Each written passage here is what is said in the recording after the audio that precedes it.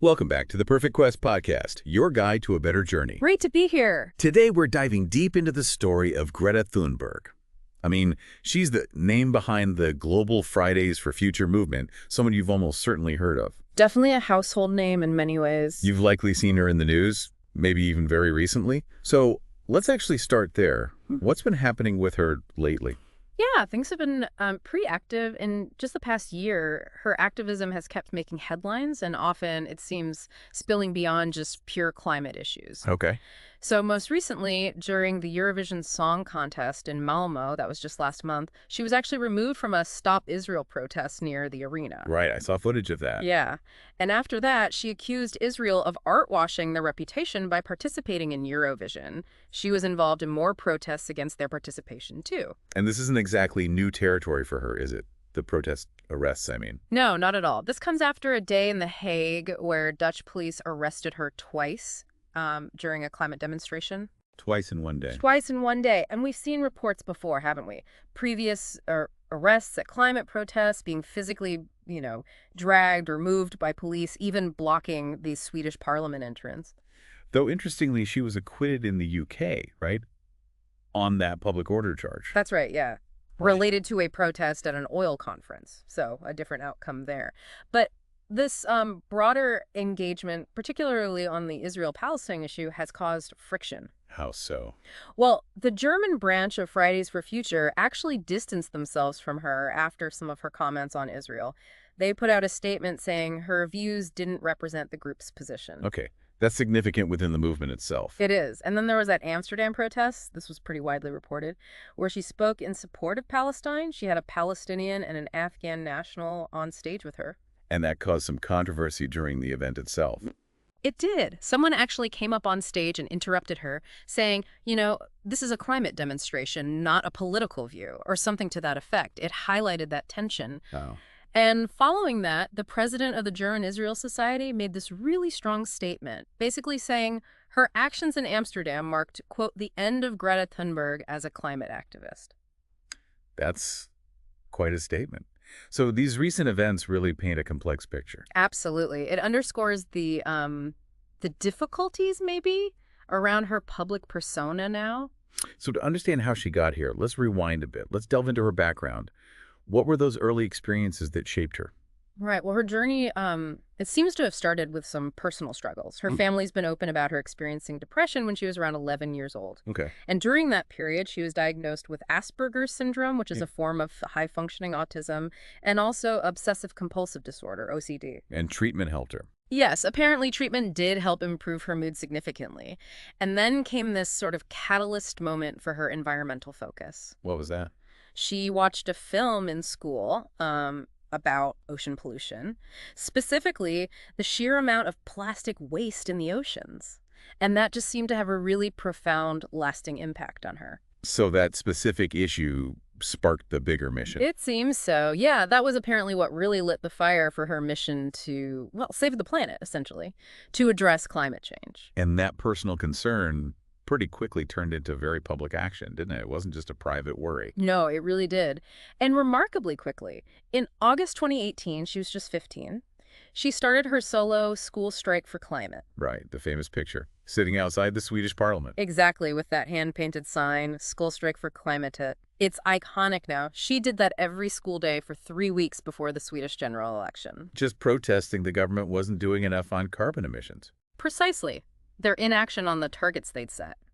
Now, initially, her parents, they had reservations. Understandable. Yeah, you can imagine. Worried about the intense scrutiny she'd face. Her father apparently said, look, if you're going to do this, you have to be incredibly well prepared. You need to be able to answer any question. Which is a big ask for a 15-year-old. But she rose to it. She absolutely did. Before that very first strike, she'd meticulously put together this leaflet. It had over 30 facts about climate change, all with sources cited. Wow. And she'd consulted with scientists, too, to make sure her message was accurate. She wasn't just winging it. So prepared from day one. And what started as just her it grew incredibly fast. It really did. That solitary protest just snowballed. Within months, her strike became the global Fridays for Future movement. We're talking tens of thousands, then hundreds of thousands, then millions of students striking weekly all over the world. That's phenomenal growth. It really is. By September 2019, just before the UN Climate Action Summit, they estimated nearly 6 million people took part in the Global Week of Climate Action. 6 million. What were their core demands? Pretty clear demands. A safe pathway to stay under 1.5 degrees Celsius warming, unity behind the climate science, and crucially, climate justice and equity, acknowledging the disproportionate impact on certain communities. And that UN summit in New York, 2019, that felt like a huge moment. Oh, absolutely pivotal. Her sailing across the Atlantic to get there, 0 emissions. Right, the yacht journey. Yeah. And then that incredibly powerful "you are failing us" speech, it just resonated globally. And the recognition followed pretty quickly. It did. That same year, 2019, she was nominated for the Nobel Peace Prize, and Time magazine named her Person of the Year. Huge accolades. And there was even talk of a Greta effect. Yeah, some studies actually suggested that. Research indicated a measurable rise in public concern about climate change, particularly among people familiar with her, and maybe even influencing company managers to commit more to environmental tech. Interesting. Then, of course, the pandemic hit. Yeah. How did the movement adapt? Right. COVID changed things for everyone. Fridays for Future largely shifted online. Lots of social media activism, virtual meetings, which, might have actually broadened its international reach in some ways, made it more inclusive, potentially. And they've stayed active since. Oh, yeah, definitely. They've continued campaigning things like petitions against coal plants, taking a stance against the Russia-Ukraine war, explicitly linking it to fossil fuel dependency and capitalism. They've done fundraisers, global strikes. They're still very much a force. Okay, so that covers her journey as a climate activist quite well. Now let's try and unpack her political and religious stances, and particularly her views on conflicts like Ukraine and Palestine. Because, as we mentioned at the start, this is where some of the recent controversy really lies. Right. And it's important to start with what she herself says. Greta Thunberg has consistently identified primarily as a climate activist. Not a political figure. She's explicitly stated she doesn't align with or support any specific political party, politician, or ideology. Her stated focus is always on communicating the science and the risks of climate change. And her view on the politics needed. Her argument is essentially that the politics required to actually address the climate crisis properly. Well, it just doesn't exist right now across the whole political spectrum. Okay, so what about specific conflicts? The Russia-Ukraine war? Well, the Fridays for Future movement itself took a clear stance. They condemned Russia's full-scale invasion, calling it ecocide because of the huge environmental damage, alongside the horrific human cost, obviously. Ecocide, that's a strong term. It is, and they called for Russia to be held accountable. They've also shown support for the Ukrainian people, done fundraisers, and, as I mentioned, framed the conflict partly as a consequence of our global dependence on fossil fuels. Right, connecting it back to the climate issue. Exactly. Okay, and then the Israel-Palestine issue. This seems to be where things have gotten particularly charged for her recently. Yes, definitely the most contentious area lately. Initially, her public comments, say around events in Jerusalem, were relatively, maybe, cautious.